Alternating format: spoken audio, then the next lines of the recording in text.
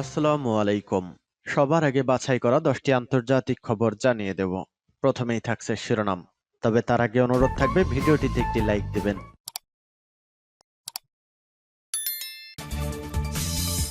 দখলদার ইসরায়েলি বাহিনী এবং ইরান পুরোদমে যুদ্ধ চলছে, জানিয়ে দিব হাতে থাকা সর্বশেষ আপডেট আন্তর্জাতিক সংবাদ। প্রথমেই সংবাদ শিরোনাম।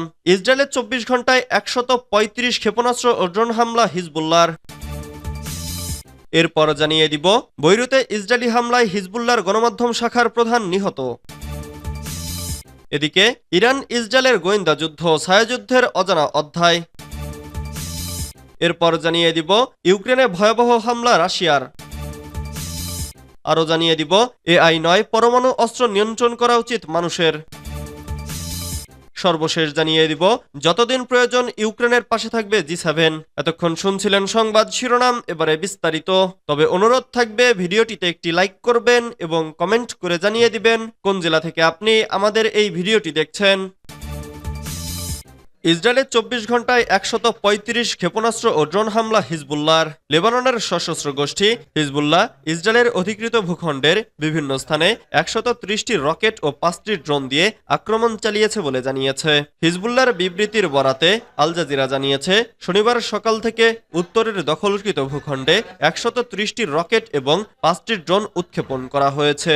ইসরায়েলি মিডিয়া জানিয়েছে, লেবানন থেকে দখলকৃত ইসরায়েলি ভূখণ্ডে রকেট হামলার পর হাইফা এবং আকরা শহরে জোরালো বিস্ফোরণ শোনা গেছে। এতে অন্তত 6 জন আহত হয়েছেন। এদিকে হাইফার বিস্ফোরণটি বিদ্যুৎ বিভ্রাট সৃষ্টি করে, ফলে শহরের কিছু অংশ অন্ধকারে ডুবে যায়। ইসরায়েলি চ্যানেল 14 জানিয়েছে, এই আক্রমণে হাইফা অঞ্চলের বেশ কিছু ভবন ও যানবাহনের ব্যাপক ক্ষতি হয়েছে। অন্যদিকে হিজবুল্লাহ এক বিবৃতিতে জানিয়েছে, তাদের যোদ্ধারা শামা শহরের পূর্ব উপকণ্ঠে ইসরায়েলি বাহিনীর একটি মার্কাভা ট্যাঙ্ক লক্ষ্য করে গাইডেড মিসাইল দিয়ে আক্রমণ চালিয়েছে, যার ফলে ট্যাঙ্কটি ধ্বংস হয়ে যায়। এছাড়াও হিজবুল্লাহর ড্রোন ব্যবহার করে আল আব্বাদ নামক স্থানে ইসরায়েলি সেনাদের ওপর হামলা চালায়, যা সুনির্দিষ্টভাবে লক্ষ্যবস্তুতে আঘাত হানে। পাশাপাশি হিজবুল্লাহর যোদ্ধারা দখলকৃত হাইফা এবং কারমেল অঞ্চলে কয়েকটি সামরিক ঘাঁটিতে রকেট হামলা চালিয়েছে। বৈরুতে ইসরায়েলি হামলায় হিজবুল্লাহর গণমাধ্যম শাখার প্রধান নিহত। লেবাননের রাজধানী বৈরুতে রবিবার ইসরায়েলি হামলায় হিজবুল্লাহর গণমাধ্যম শাখার প্রধান মোহাম্মদ আফিফ নিহত হয়েছেন। দুটি লেবানিজ নিরাপত্তা সূত্র এই তথ্য জানিয়েছে। তবে হিজবুল্লাহর পক্ষ থেকে তাৎক্ষণিকভাবে এ বিষয়ে কোনো মন্তব্য আসেনি। রয়টার্সের প্রশ্নের জবাবে ইসরায়েলি সামরিক বাহিনীও এ ব্যাপারে কোনো প্রতিক্রিয়া জানায়নি। ইসরায়েলের এই হামলা বৈরুতের রাস আল নাবা এলাকায় আঘাত হানে।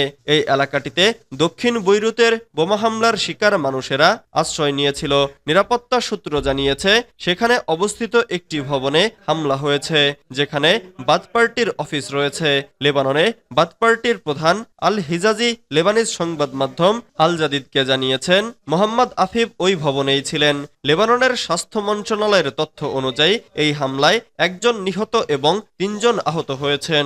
ঘটনাস্থলে দ্রুত অ্যাম্বুলেন্স পৌঁছায় এবং লোকজনকে কাছাকাছি যেতে বাধা দিতে গুলি ছোড়া হয়। এই হামলা বৈরুতের জনবসতিপূর্ণ এলাকায় নতুন করে উত্তেজনা সৃষ্টি করেছে।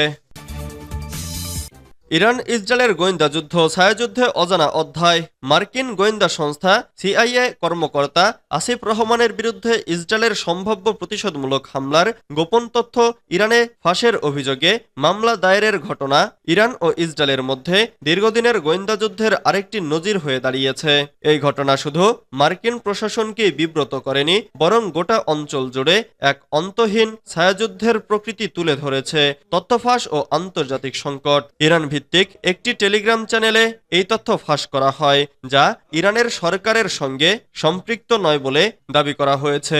তবে বিষয়টি মার্কিন প্রশাসনের জন্য বড় একটি চ্যালেঞ্জ হয়ে দাঁড়িয়েছে, কারণ এর আগে পেন্টাগনের নথি ফাঁসের ঘটনায় আরেক কর্মকর্তা জ্যাক টেক্সেইরা দোষী সাব্যস্ত হন। এই তথ্য ফাঁস ইসরায়েল ও মার্কিন গোয়েন্দা সংস্থাগুলোর মধ্যে চলমান ছায়াযুদ্ধের একটি আংশিক চিত্র তুলে ধরে। বিশেষজ্ঞদের মতে এই দ্বন্দ্ব শুধু সামরিক কৌশল নয়, বরং জনগণের দৃষ্টিভঙ্গি নিয়ন্ত্রণের দিকেও গভীরভাবে প্রভাব ফেলে। ইউক্রেনে ভয়াবহ হামলা রাশিয়ার। ইউক্রেন জুড়ে ভয়াবহ হামলা চালিয়েছে রুশ বাহিনী। ইউক্রেনের প্রেসিডেন্ট ভলোদিমির জেলেনস্কি রোববার 17 নভেম্বর বলেছেন, দেশ জুড়ে অন্তত 120টি ক্ষেপণাস্ত্র এবং 90টি ড্রোন হামলা চালিয়েছে রাশিয়া। এসব হামলায় বিদ্যুৎ অবকাঠামোকে লক্ষ্য করা হয়েছে। খবর বিবিসির। রুশ বিমান হামলার পর কিয়েভের বাসিন্দারা রাজধানীর ভূগর্ভস্থ ট্রেন স্টেশনগুলোতে আশ্রয় নেন।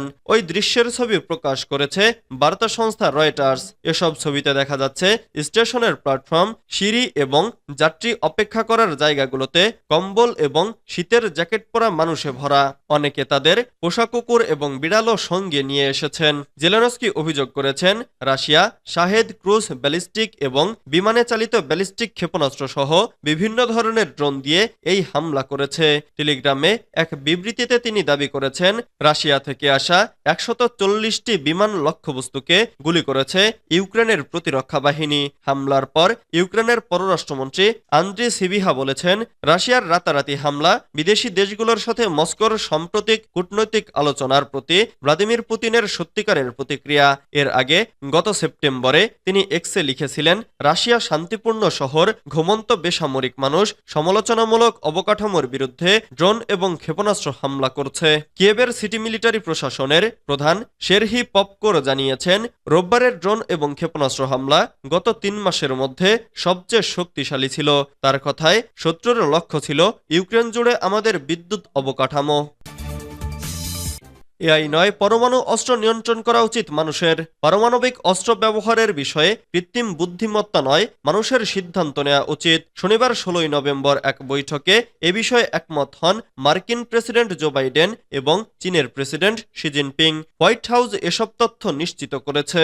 রোববার 17 নভেম্বর এক প্রতিবেদনে এই খবর জানিয়েছে বার্তা সংস্থা রয়টার্স। হোয়াইট হাউস এক বিবৃতিতে জানিয়েছে, পারমাণবিক অস্ত্র ব্যবহার নিয়ে মানুষের নিয়ন্ত্রণ বজায় রাখার উপর জোর দিয়েছেন দুই নেতা। পারমাণবিক অস্ত্রের বিষয়ে যে কোনো সিদ্ধান্ত মানুষ নেবে এমন প্রয়োজনীয়তার কথা উল্লেখ করেছেন বাইডেন ও শি। এছাড়া এআই ব্যবহারের সম্ভাব্য ঝুঁকিগুলোকে সমাধানে বিবেচনা করার এবং সামরিক ক্ষেত্রে এআই প্রযুক্তি বিকাশে দায়িত্বশীল ও বিচক্ষণতার সঙ্গে কাজ করার উপর জোর দেন দুই নেতা। হোয়াইট হাউসের এক বিবৃতিতে জানানো হয়, শনিবার পেরুর রাজধানী লিমায় এশিয়া প্রশান্ত মহাসাগরীয় অর্থনৈতিক সহযোগিতা সংস্থার সম্মেলনের ফাঁকে বৈঠক করেন বাইডেন ও শি। চীনা সরকারের একজন কর্মকর্তার বিবৃতিতে বৈঠকের আলোচনার বিষয়েও এসব তথ্য উঠে এসেছে, কিন্তু চীনের পররাষ্ট্র মন্ত্রণালয়ের কাছে জানতে চাওয়া হলেও তারা মন্তব্য করতে রাজি হয়নি। এই বিবৃতিটি নিয়ে সামনে দুদেশের মধ্যে আরও আলোচনা বা পদক্ষেপ নেওয়া হবে কিনা তা স্পষ্ট নয়। ওয়াশিংটন কয়েক মাস ধরে বেইজিংকে পারমাণবিক অস্ত্র নিয়ে আলোচনা করতে চাপ দিয়ে আসছে। যতদিন প্রয়োজন ইউক্রেনের পাশে থাকবে জি7 জোটের নেতারা আবারও প্রতিশ্রুতি দিয়েছেন, যতদিন প্রয়োজন ইউক্রেনকে সমর্থন দেয়া হবে। ইউক্রেনের প্রেসিডেন্ট ভলোদিমির জেলেনস্কি আলোচনার মাধ্যমে রাশিয়ার সঙ্গে চলমান যুদ্ধ বন্ধ করতে চান। এ বিষয়ে সম্প্রতি এক রেডিও সাক্ষাৎকারে জেলেনস্কি বলেন, আগামী বছরের মধ্যেই কূটনৈতিক প্রচেষ্টায় যুদ্ধের ইতি টানতে তিনি প্রস্তুত। জেলেনস্কি বলেছেন, তার পক্ষ থেকে রাশিয়ার আগ্রাসন বন্ধ করতে সব ধরনের কূটনৈতিক প্রচেষ্টা নেওয়া হবে। ডোনাল্ড ট্রাম্প যুক্তরাষ্ট্রের প্রেসিডেন্টের দায়িত্ব নিলে যুদ্ধ দ্রুত শেষ হওয়ার সম্ভাবনার কথাও বলেন তিনি। ট্রাম্প ইতোমধ্যেই বলেছেন, ইউক্রেন যুদ্ধের অবসান দ্রুত চান তিনি। তবে ইউক্রেনের দখলকৃত ভূমি রাশিয়ার হাতে থাকতে পারে না বলে ইঙ্গিত দিয়েছেন মার্কিন vice president JD Vance. Zelensky আরও জানান, সম্প্রতি ট্রাম্পের সঙ্গে তার একটি ফোনালাপ হয়েছে। সেই আলোচনায় তিনি এমন কোনো সংকেত পাননি যা তাদের অবস্থান পরিবর্তন করতে পারে। অন্যদিকে রাশিয়ার প্রেসিডেন্ট ভ্লাদিমির পুতিন জানিয়েছেন, যদি কিয়েভ দখলকৃত ভূখণ্ড সমর্পণ করে তবেই মস্কো কোনো চুক্তিতে সম্মত হবে। গত শুক্রবার পুতিনের সঙ্গে ফোনালাপ করেন German chancellor Olaf Scholz. Putin এই আলাপচারিতায় বলেন, ন্যাটোর বিস্তারের মতো মূল কারণগুলো সমাধান না হলে চুক্তি সম্ভব নয়। দীর্ঘ প্রায় 2 বছর পর এই দুই নেতার মধ্যে ফোনালাপটি অনুষ্ঠিত হয়।